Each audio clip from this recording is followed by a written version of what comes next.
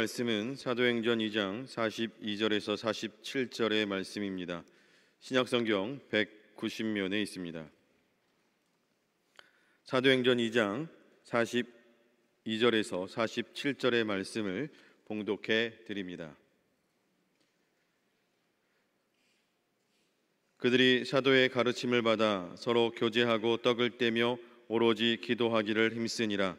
사람마다 두려워하는데 사도들로 말미암아 기사와 표적이 많이 나타나니 믿는 사람이 다 함께 있어 모든 물건을 서로 통용하고 또 재산과 소유를 팔아 각 사람의 필요를 따라 나눠주며 날마다 마음을 같이하여 성전에 모이기를 힘쓰고 집에서 떡을 떼며 기쁨과 순전한 마음으로 음식을 먹고 하나님을 찬미하며 또 온 백성에게 칭송을 받으니 주께서 구원받는 사람을 날마다 더하게 하시니라.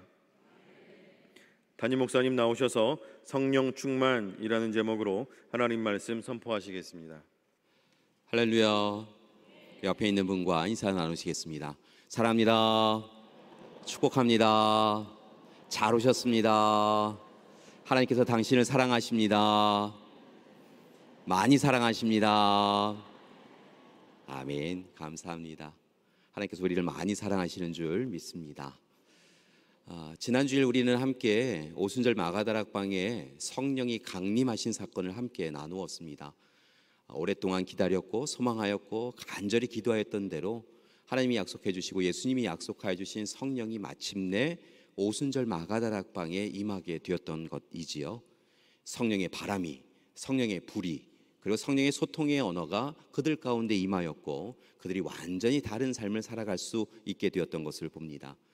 두려움과 걱정과 근심으로 문을 닫아놓고 있었던 그들은요, 이제 문을 열고 세상을 향하여 나아가서 예수 그리스도께서 전하셨던 복음의 말씀을 그들 또한 전하게 되었는데요, 그들의 수고와 애씀을 통하여 하나님께서 놀라운 일을 더욱더 이루어 가셨던 것을 볼 수 있습니다. 그 변화를 가장 많이 경험한 이는 바로 베드로입니다. 여러분이 잘 아시다시피 베드로는 예수님께서 갈릴리 호수에서 실패의 밤을 보낸 그를 불러오셨지요. 밤새 왜 그물을 내렸으나 물고기를 낚지 못하였던 그를 예수님께서 부르십니다. 그리고 그의 배에 올라타셔서 하나님의 말씀을 전하시지요. 그 배에 앉아있던 그는 감사와 감동과 감격을 누립니다. 그리고 예수님께서 뜻밖의 말씀, 깊은 곳에 가서 그물을 내려라라고 하는 그 말씀에 귀를 기울여서 그물을 내렸고요, 많은 물고기를 낚았습니다. 그런데 그 큰 물고기, 많은 물고기를 낚은 그에게 예수님께서 나를 따르라라고 이야기하시며 이제부터는 물고기 낚는 어부가 아니라 사람을 낚는 어부가 되게 하리라라고 말씀하여 주셨더니요, 그 말씀에 의지하여서 그가 주님을 따르기 시작합니다. 그리고 무려 3년 동안 공생의 사역을 하면서 예수님 가장 가까운 곁에 있게 되어졌지요. 그는 예수 그리스도를 향하여서 주는 그리스도시요 살아계신 하나님의 아들이십니다 라고 하는 놀라운 고백을 합니다.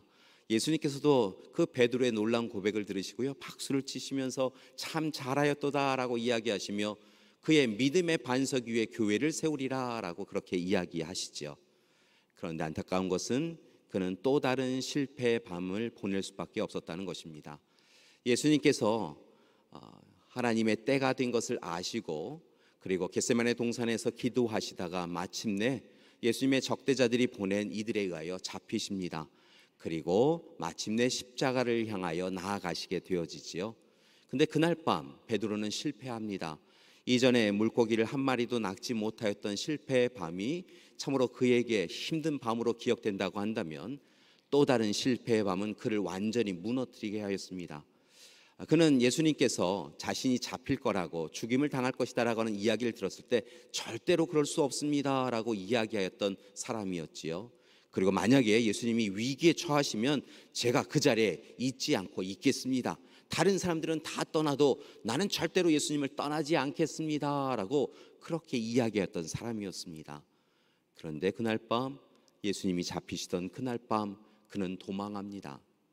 간신히 몸을 움직여서 다시 예수님이 끌려가시던 곳으로 향해 가는데요, 그곳에서 그를 알아본 사람들이 네가 예수님과 함께 있었던 것을 내가 보았다라고 이야기하니까 아니다 라고 이야기하며 무려 3번씩이나 부인합니다.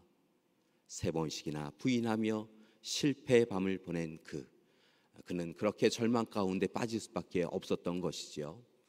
놀라운 것은 예수님께서 약속하신 대로 다시 부활하십니다. 그리고 제자들에게 찾아오셔서 부활하신 증거를 보여주시지요. 그렇게 부활하신 예수님을 만나 뵙습니다. 그러나 베드로는 그렇게 예수님을 만난 기쁨을 마음에 간직하였지만 또 다르게는 자신이 부인하고 부정하였던 것, 예수님을 배반하였던 것을 참으로 그의 마음에서 사라지게 할 수 없어서 다른 제자들과 함께 갈릴리 호수로 돌아갑니다. 복음의 증인이 되기 위하여 갈릴리로 갔던 것이 아니라 그저 그 또 다른 실패의 밤으로 인하여 낙심하고 절망하여서 갈릴리 호수에 가서 다시 물고기를 낚는 어부로 살아가겠다 하며 그렇게 돌아갔던 것이지요. 그런 그에게 찾아오셔서 예수님이 조반을 먹여주시며 네가 나를 사랑하느냐라고 물으셨고 내 양을 먹이라, 내 양을 치라라고 그렇게 명령하십니다. 다시 주님이 주신 그 귀한 사랑과 약속을 붙잡고 돌아온 이가 바로 베드로입니다. 그리고 예수님께서 허락하신 약속의 말씀 그대로 마가다락방에 모여서 함께 주님이 약속하신 성령이 오시기를 그렇게 간구했던 것이지요. 그리고 마침내 성령의 바람과 불과 소통의 언어의 사건을 경험한 베드로는 이제 완전히 변합니다. 이전에는 여전히 그가 행한 죄로 인하여, 그가 행한 실수로 인하여 실패의 밤에 사로잡혔던 그가 이제 성령의 도우심을 통하여서 온전히 성령의 사람으로 성령의 이끌림을 받아 성령 충만한 사람이 되어 복음을 증거하는 자가 되었다는 것입니다. 그가 문을 열고 나옵니다. 그리고 오늘 이 시간 베드로가 놀라우게도 하나님의 말씀을 증거하기 시작합니다. 사실 그는 무딘 입술이라고 이야기되어질 정도로 하나님의 말씀을 잘 전하는 데는 사실은 자신이 없었던 사람입니다. 그런데 그런 그가 사람들 앞에서 오순절을 맞이하여 예루살렘에 올라온 사람들을 향하여 말씀을 증거하기 시작합니다. 예수 그리스도를 전합니다. 예수 그리스도께서 메시아였던 것을 전합니다. 예수 그리스도께서 구주셨고 이제 예수 그리스도를 통하여 우리가 구원과 영원한 생명에 이를 수 있는 것에 대하여 담대하게 전하였다라고 성경은 증거합니다. 성령이 그에게 임하였고 성령이 그를 완전히 변화시켜서 그가 성령 충만하여 복음을 증거하였더니요, 그 말씀을 들은 이들이 마음의 찔림을 받고 돌이키는 역사가 있게 되었다는 것입니다. 말씀의 능력과 권세가 그들을 사로잡자 그들이 회개하고 돌이켜 우리가 어찌할꼬라고 그렇게 이야기하며 참으로 베드로와 사도들을 향하여 자신들이 어떻게 살아가야 되느냐라고 그렇게 묻기 시작하지요. 마침내 예수 그리스도의 이름으로 세례를 받고 그들이 거듭나서 하루에 무려 3,000명이 그들과 함께하는 공동체, 제자 공동체를 뛰어넘는 교회 공동체를 이루었다라고 성경은 증거하고 있는 것입니다. 놀라운 것은요, 그렇게 한 사람의 변화, 성령 충만한 한 사람의 변화가 공동체를 변화해 가게 되었다는 것입니다.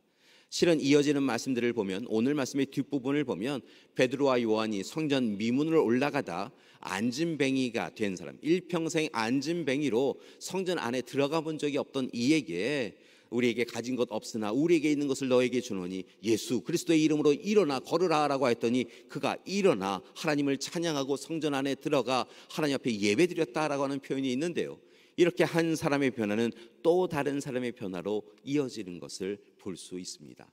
그런데요, 이렇게 한 사람의 변화, 두세 사람의 변화로 끝나는 것이 아니라 성경은 놀랍게도 오늘 말씀을 통하여 그렇게 하나님 앞에 성령 강림 사건을 누리고 성령 충만하였던 이들이 마침내 놀라운 변화의 공동체를 이루게 되었다라고 증거하고 있다는 것입니다. 오늘 말씀, 성령 충만한 이들을 통하여 마침내 교회 공동체가 이루어지고 태동되는 것을 볼 수 있는데요, 이 교회 공동체에 참으로 하나님께서 어떤 놀라운 일들을 더해 가셨던 것일까요? 성령 충만한 이들, 성령 강림 사건을 경험하고 성령 충만한 이들에게 교회 공동체에 어떤 은혜를 허락해 주셨는지 세 가지로 함께 살펴보고자 합니다. 오늘 말씀에 보니까요, 그 교회 공동체에 놀라운 새로운 변화가 시작되어졌습니다. 첫 번째는 다른 것이 아니라 바로 사도들의 가르침을 받기 시작하였다는 것입니다. 사도들이 예수 그리스도께서 전하신 복음의 말씀을 전하였고요, 전하는 자나 듣는 자나 함께 은혜와 감동과 감격을 누리며 그 말씀의 사람으로 거듭나는 역사가 있게 되었다는 것이지요. 성령 충만한 이들이 세상에 나아가 담대하게 복음의 말씀을 전합니다. 그들이 전하였던 것은 다른 것이 아니라 실은 오직 한 가지였던 것을 봅니다. 십자가에서 죽으신 예수 그리스도께서 메시아이셨고 그 메시아가 대속죄를 통하여 우리를 대신하여 죽으심을 통하여 우리는 죄와 악에서 거듭나 벗어날 수 있게 되었다라고 이야기하는 것이었죠. 오늘 시간 죽을 수밖에 없는 우리를 위하여 예수님께서 대신하여 죽으셨고 우리는 구원과 영원한 생명을 누리게 되었다. 그러니 이제 더욱 힘써서 예수 그리스도를 구주로 고백하라. 그리하면 우리에게 놀라운 은혜가 내려질 것이다 라고 하는 것이 복음의 전체 내용이었던 것을 봅니다. 이 가르침, 이 복음의 말씀을 그들은 담대하게 전하였고 이 복음의 말씀을 통하여서 그들은 놀라운 것을 목격하게 되어지는데요. 그들이 베드로의 이야기를 듣고 나서 우리가 어찌할꼬 하며 회개하고 거듭난 것처럼 모이는 자들마다 우리가 어찌해야 됩니까? 라고 하며 눈물로 회개하고 세례를 받고 거듭나는 역사를 행하게 되었다는 것이죠. 여러분, 오늘 이 시간 그들에게 말씀의 찔림의 역사가 있었습니다. 예수님의 삶과 죽음 그리고 다시 사심 그리고 다시 오신다고 하신 그 약속의 말씀이 전하여질 때 말씀의 은혜가 전하는 자나 듣는 자나 함께 사로잡는 놀라운 시간이 되었다는 것이죠. 그렇게 그들은 말씀의 사람으로 변화되었던 것입니다. 이제 두 번째, 성령 충만한 교회 공동체가 새로운 삶을 살아간 것을 볼 수 있는데요. 그것은 바로 그들이 사랑의 교제를 나누게 되었다는 것입니다. 예수 그리스도는 끊임없이 사랑에 대하여 전하셨습니다. 참으로 하나님 사랑과 이웃 사랑이 전체 규례, 율법의 모든 것이다 라고 이야기하며 하나님 사랑과 이웃 사랑에 대하여 이야기해 주셨는데요. 마침내 그 사랑을, 하나님 사랑과 이웃 사랑을 십자가 사랑으로 보여주신 것이죠. 그리고 그 십자가 사랑을 누려서 구원과 영원한 생명을 확증한 이들은 이제 더욱 힘써서 사랑의 교제를 나누었다라고 이야기하고 있습니다. 오늘 말씀에 보니까요, 그들이 사랑으로 하나 되어서 마음과 물질을 나누었다라고 이야기합니다. 날마다 마음을 같이하여 물건을 서로 통용하고 재산과 소유를 팔아 각 사람의 필요에 따라 나누어 주었다고 합니다. 집에서 떡을 떼며 기쁨과 순전한 마음으로 음식을 먹으며 하나님을 찬미하였다라고 이야기합니다. 여러분, 사실은 이 이야기는 굉장히 놀라운 이야기입니다. 예수님께서 참으로 유대 백성들에게 하나님 사랑과 이웃 사랑을 이야기하며 이웃을 사랑해야 한다라고 이야기하였지만 사실은 많은 유대인들은 이 사랑에 대한 개념은 자신들만의 사랑으로 생각해 왔습니다. 자신들에게 흡족한 사람, 자신들을 만족하는 사람들로 사랑의 울타리를 안으로 거두어 두고 있었다는 것이죠.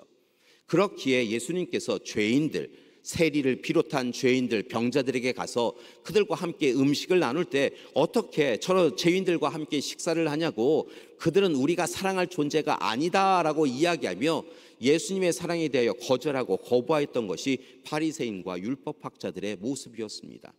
그런데 예수님께서 오늘 이 시간 그들에게 병자, 약자, 고아, 과부, 이방인을 사랑하는 것이 옳다, 네 원수까지 사랑해야 된다라고 이야기하며 사랑에 대한 울타리를 뛰어넘는 놀라운 사랑, 모두를 사랑하는 사랑을 권고하셨던 것이죠.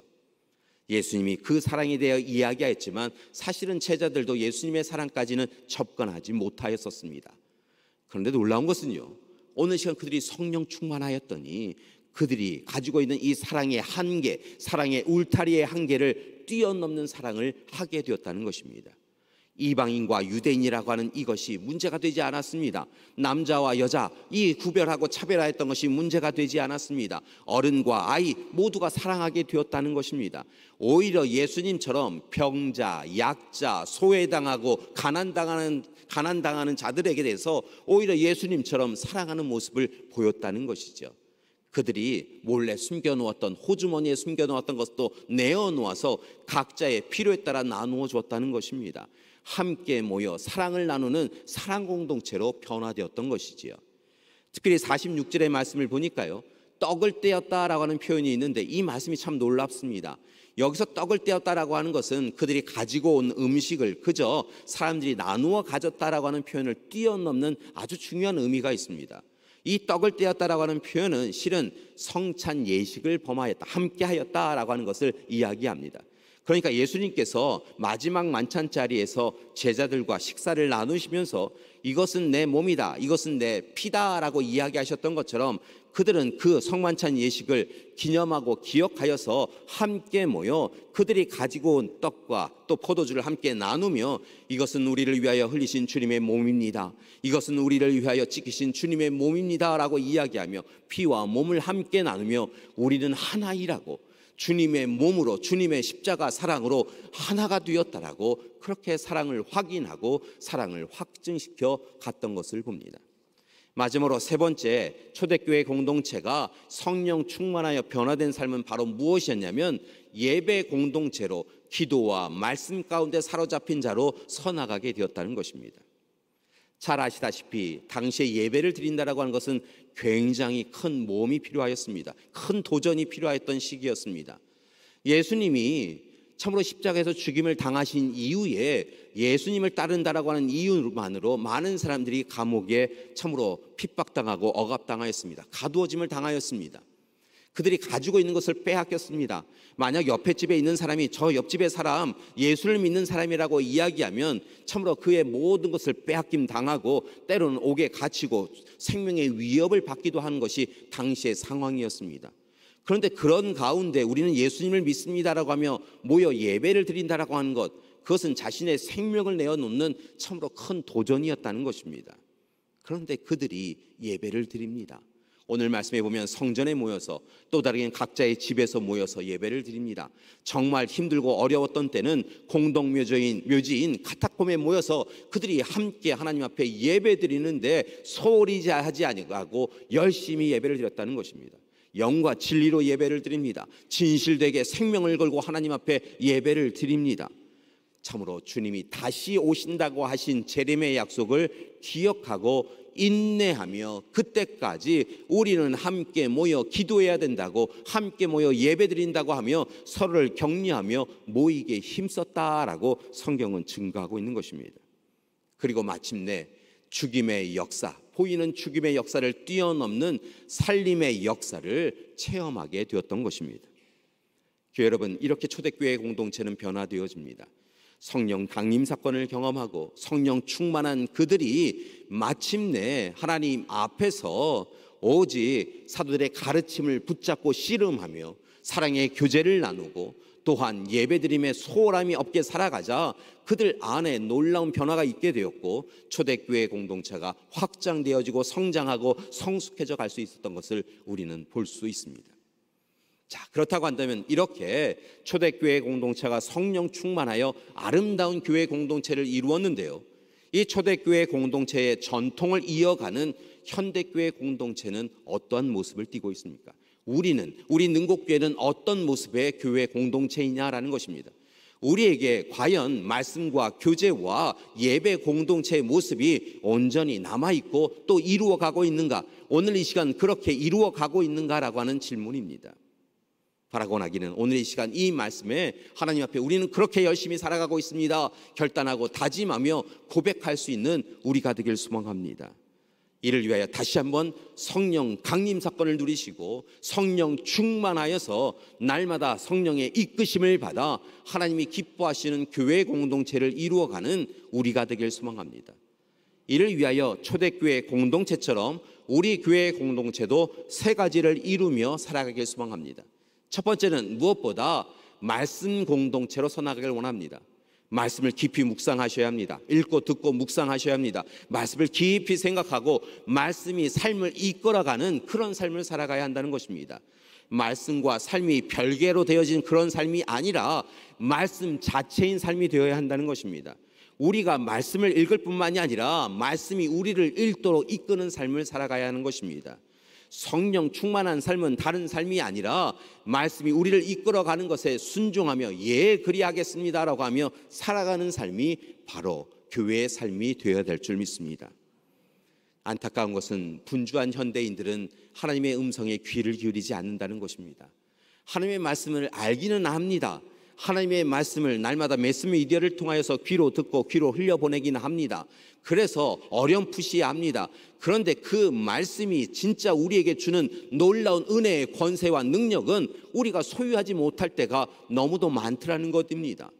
하나님의 말씀이 우리를 사로잡아야 되는데 그 말씀을 너무도 소홀하게 경홀하게 여겨서 말씀의 홍수의 시대나 말씀의 빈곤의 시대를 살아가며 말씀이 우리의 삶을 이끌어가지 못하고 있다는 것입니다.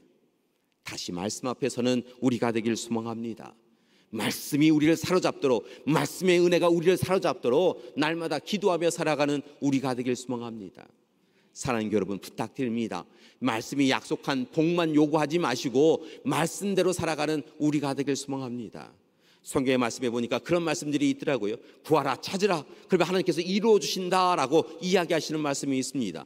그런데 그 말씀의 앞부분을 우리가 너무도 소홀하게 여기며 읽고 또한 생각하더라는 것이지요. 그 앞말씀을 보면 너희가 내 안에 거하고 내 말씀이 너희 안에 거하면 구하라, 그러면 이루리라 라고 이야기하고 계시다는 것입니다. 우리가 하나님의 은혜를 누리기 위하여 먼저 해야 될 것이 있다는 것입니다. 성령 충만한 사람은 늘 말씀 안에 거하고 말씀을 붙잡고 말씀에 기대어 하나님 앞에 간구해야 한다는 것이지요. 바라고 원하기는 하나님의 말씀 앞에 사로잡히는 우리가 되기를 소망합니다.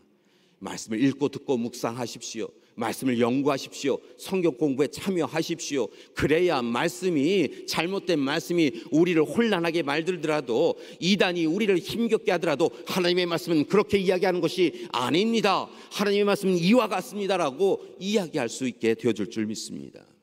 하나님의 말씀에 사로잡히시고요, 말씀의 은혜를 누리시고요, 말씀의 권세로 살아가는 우리가 되길 소망합니다. 두 번째로, 이제 우리 교회 공동체를 비롯한 현대 교회 공동체가 마땅히 살아가야 될 삶은 다른 것이 아니라 십자가 사랑으로 삶을 실천해 가야 한다는 것입니다. 여러분, 우리는 십자가 사랑을 받은 이들입니다. 강단에 있는 십자가를 바라볼 때마다 참으로 두렵고 떨립니다. 예수 그리스도께서 우리의 죄와 악을 감당하시려고 주저함 없이 나아갔던 그 십자가를 바라볼 때마다 우리는 잘 살고 있는가 두려운 마음으로 그렇게 주님의 이름을 부르곤 합니다. 바라곤 하기는 오늘 이 시간 다시 주님 앞에 서시고 주님께 받은 그 십자가 사랑으로 하나님을 사랑하고 이웃을 사랑하고 가족을 사랑하고 한 걸음 더 나아가 그 사랑으로 원수도 사랑할 수 있게 달라고 기도할 수 있는 우리가 되기를 소망합니다. 교회 공동체에 대해서 규정하는 여러 정의가 있는데요, 그 정의 가운데 대표적인 것은 예수 그리스도를 따르는 사람들의 모임이라는 것입니다. 예수 그리스도를 구주로 고백하는 사람들의 모임, 이것이 바로 교회이지요. 그런데 이 교회에 대한 규정에 대하여 사랑과 관련하여 참 잘 정리해 놓은 규정이 있습니다. 미국에 있는 클레어몬트 대학교 교수인 김남중 교수님이 정리해 놓은 부분인데요, 김남중 교수님은 교회에 대하여 사랑과 관련하여 이렇게 규정한 것을 볼 수 있었습니다. 교회는 하나님 안에서 예수님의 십자가 사랑으로 서로 만나 한 몸의 지체로 기쁨으로 교제하고 소통하고 나누고 사귀는 곳이 교회이다라는 것입니다. 쉽게 말씀을 드리면 교회는요, 다른 것으로 모인 것이 아니라, 다른 교제를 하기 위하여서 다른 목적을 위하여 모인 것이 아니라 예수 그리스도의 십자가 사랑의 감동과 감격을 누린 이들이 모여서 그 십자가 사랑으로 예수 그리스도를 머리로 하는 한 몸의 지체가 되어져서 서로가 받은 사랑을 함께 나누며 교제하고 소통하고 나보다 상대방을 높이 여기며 그를 위하여 함께 기도하기 위하여 모인 곳이 교회다라는 것입니다. 우리가 늘 예배를 시작하며 사랑합니다, 축복합니다라고 이야기하는데, 이 사랑합니다라고 하는 표현이 그저 입술의 이야기가 아니라 주님 사랑으로 당신을 사랑합니다, 당신은 내게 정말 소중한 사람이요 중요한 사람입니다, 우리가 믿음의 가족으로 예수 그리스도 안에서 하나가 된 것이 얼마나 큰 은혜인지라고 하는 고백이 담겨져 있는 인사말이라는 것입니다. 그렇게 사랑하는 우리가 되기를 소망합니다. 예수님께서는요, 참으로 제자들을 위하여 쉼없이 무릎을 꿇으셨던 이입니다. 예수님께서 제자들이 배반한 이 모습들을요, 그래도 품으시고 그들과 함께 하신 분이 예수님이시라는 것이지요. 바라곤 하기는 오늘 이 시간 더욱더 그렇게 사랑하는 우리가 되기를 소망합니다.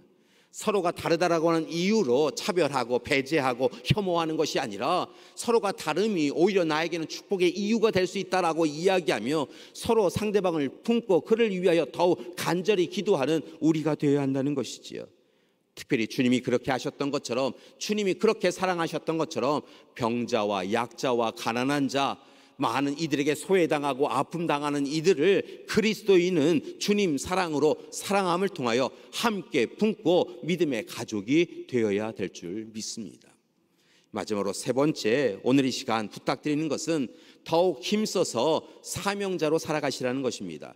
특별히 부름받고 보냄받은 자로 하나님 앞에 예배자로 날마다 서 나가셔야 될 줄 믿습니다. 여러분, 오늘 이 시간 여러분 예배자로 서셨습니다. 이곳 성전에서 여러분은 예배자로 하나님 앞에 진실하게 영과 진리로 예배드리는 그런 자로 서 나가셨습니다. 그런데 여러분 착각하지 마셔야 될 것이 있습니다. 이곳 성전에서만 예배자로 서는 것이 아니라 여러분의 삶의 자리에서 예배자로 서 나가셔야 합니다. 여러분의 삶의 자리에서, 사역의 자리에서, 사업장에서, 사업체에서 여러분 걸어가시는 그 자리에서도 여러분이 예배자로 서실 때 그곳에 하나님께서 임재하시고 좌정하여 주셔서 하늘의 은혜를 베풀어 주실 줄 믿습니다. 여러분은 과연 누구입니까? 라고 이야기할 때 나는 그리스도인입니다, 나는 예배자입니다 라고 고백할 수 있어야 한다는 것입니다. 여러분 한 분 한 분이 예배자로 서실 때 여러분의 가정이 살아나고 교회가 살아나고 이 나라와 민족이, 열방이 다시 살아나게 되어질 줄 믿습니다.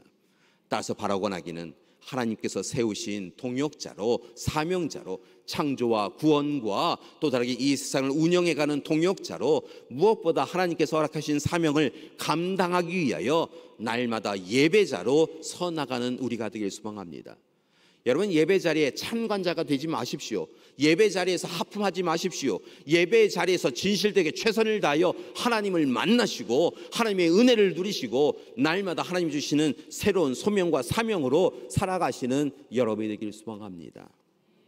사랑하는 여러분, 잘 살고 계십니까? 여러분의 삶은 행복하십니까? 여러분은 어디에서 와서 어디로 가고 있는지 잘 알고 계십니까? 그 삶 가운데 때로 지치고 고난데 그럼에도 불구하고 하나님 때문에 기쁜 삶을 살아가고 있으십니까? 바라고 나기는 오늘 이 시간 우리의 형편과 상황과 조건이 어떠하든 간에 하나님이 우리의 하나님이심을 통하여서 하나님께서, 예수님께서 성령님을 보내어 주셔서 성령 충만케 하여 주심을 통하여 우리로 하여금 새롭게 하여 주심을 통하여 날마다 기쁨과 감사가 넘치는 삶을 살아가시는 여러분이 되길 소망합니다. 근심과 걱정과 염려가 여러분을 사로잡을 수 없습니다. 여러분 죽음이 여러분을 사로잡을 수 없습니다. 오늘 이 시간 하나님께서 우리와 함께 하심을 통하여 우리는 마음 깊은 곳에서 샘솟는 기쁨과 감사로 살아갈 수 있게 되어질 줄 믿습니다. 이를 위하여서 다시 한번 부탁드립니다. 성령 충만한 우리가 되길 소망합니다. 말씀과 교제와 또한 참으로 하나님 안에서 예배 공동체로 서 나가는 우리가 되길 소망합니다. 안타까운 것은 현대교회가 길을 잃어버렸습니다. 초대교회 공동체가 이렇게 살아가는 것이 옳다라고 하면 우리에게 끊임없이 보여주었는데 너무 부자가 되어서 그럴까요? 부유해져서 그럴까요? 게을르고 나태해져서 우리는 초대교회 공동체 그 전통과는 상관없는 성령의 참으로 체험을 하고 성령의 이끄심에 대하여 기뻐하긴 하였지만 성령 충만하지는 않은 그런 어리석은 공동체로 살아갈 때가 있더라는 것입니다. 사랑하는 여러분, 다시 성령 충만합시다. 성령 충만합시다. 성령이 이끄시는 삶을 삽시다. 말씀 공동체로, 교제, 사랑의 교제 공동체로, 그리고 하나님 앞에 영과 진리로 예배드리는 예배 공동체로 온전히 서서 나아갈 때 하나님께서 우리와 함께해 주실 줄 믿습니다. 우리 옆에 있는 분에게요, 지난주에도 함께 축복하며 이야기 나눴지만요, 오늘도 함께 축복하며 이야기 나누셨으면 좋겠습니다. 성령 강림을 누립시다. 성령 충만합시다. 그리고 이제 우리 능곡교회가 말씀 공동체, 사랑의 교제 공동체, 예배 공동체 되도록 함께 합시다. 아멘. 성령 충만한 우리 능곡교회 공동체가 되어줄 줄 믿습니다. 오늘 그런 바람과 소망으로 함께 하나님 앞에 찬송하기를 원하는데요. 오늘 시간 이런 교회 되게 하소서라고 하는 그런 찬양을 드리기를 원합니다. 하나님은 교회를 통하여 역사하십니다. 하나님은 하나님의 일꾼들을 통하여, 성령 충만한 하나님의 일꾼들을 통하여 가정과 교회와 세상을 날마다 아름답게 변화시키기를 원하시는 줄 믿습니다.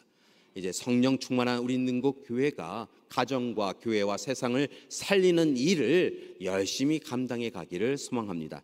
이 간절한 바람을 가지고요, 함께 찬송 드리도록 하겠습니다.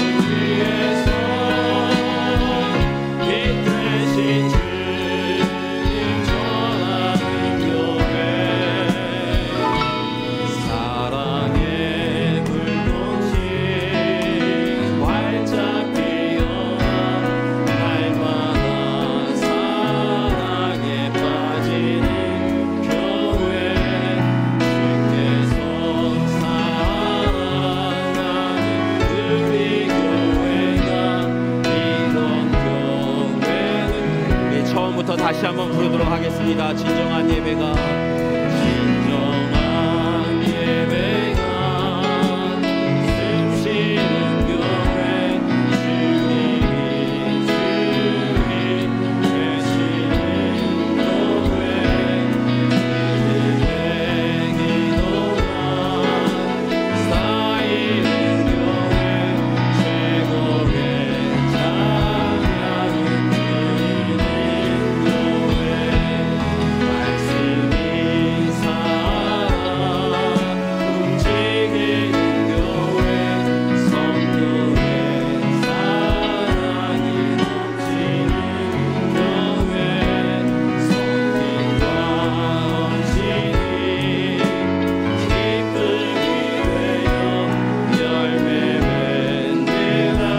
드리는 손을 가슴에 얹고 계속하여 찬양합니다.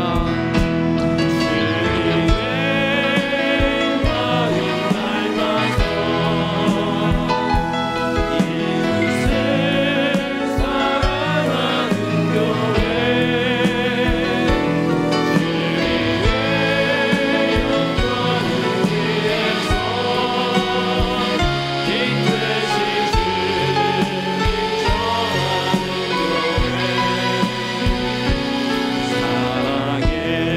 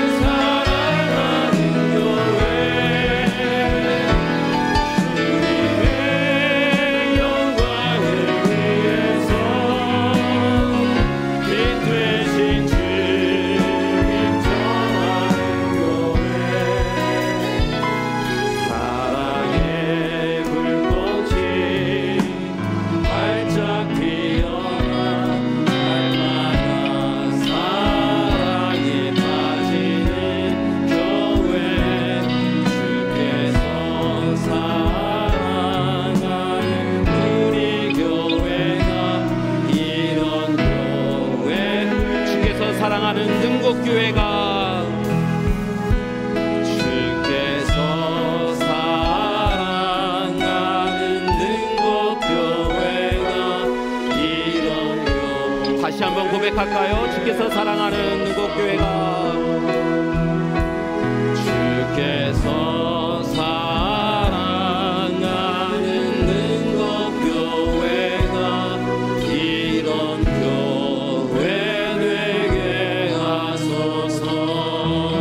하나님께 영광의 박수를 보내드리겠습니다. 함께 기도하시겠습니다. 사랑의 하나님, 우리 능곡교회가 하나님이 좋아하시고 기뻐하시는 교회 되게 하여 주시옵소서. 성령 충만하여서 날마다 사랑의 역사하시는 말씀이 이끌어가는 교회, 사랑의 교제, 십자가의 그 사랑의 교제가 나누어지는 교회, 날마다 서 있는 곳마다 예배자로 서 있는 이들이 가득한 교회, 그런 우리 능곡교회 되게 하여 주시옵소서. 이를 위하여 성령 충만하게 하여 주시옵소서. 예수님의 이름으로 기도드립니다. 아멘.